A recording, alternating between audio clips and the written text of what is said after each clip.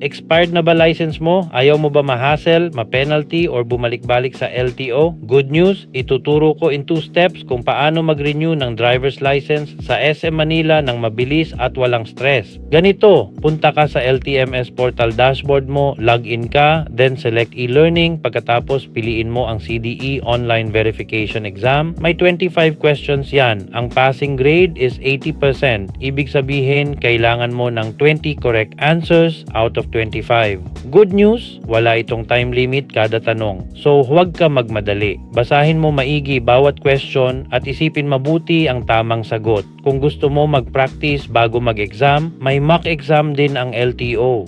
I-search mo lang sa Google, mock exam LTO. Maraming practice questions na lalabas. Kapag pasado ka na, i-print mo ang result na nagpapakita na nakapasa ka.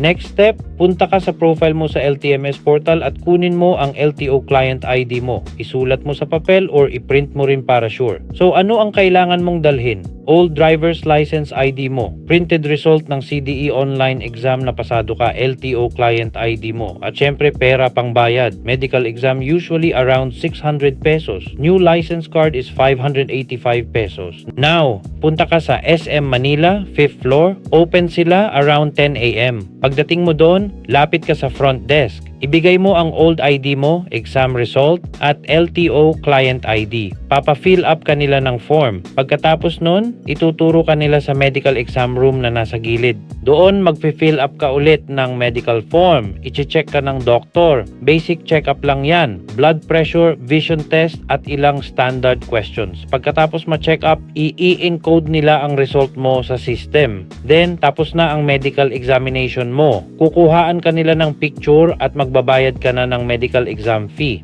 Tapos balik ka sa window na pinanggalingan mo kanina. Konting encoding, checking ng details, picture at pirma. Tapos magbabayad ka na for renewal fee. After magbayad, papaupuin ka ulit. Tapos hintayin mong tawagin pangalan mo. Kapag tinawag ka na, congratulations! Ready na ang bago mong driver's license.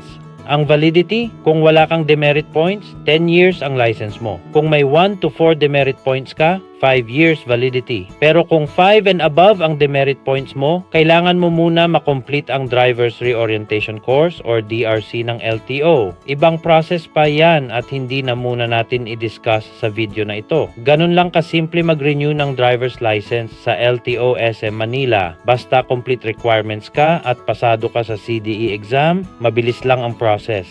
Sana nakatulong sa iyo itong video na ito. Share mo na rin para makatulong sa iba. See you on our next video. God bless you.